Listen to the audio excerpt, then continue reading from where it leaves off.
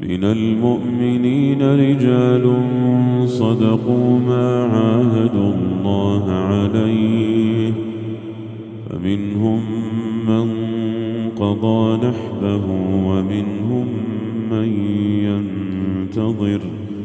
وما بدلوا تبديلا ليجزي الله الصادقين بصدقهم ويعذب المنافقين إن شاء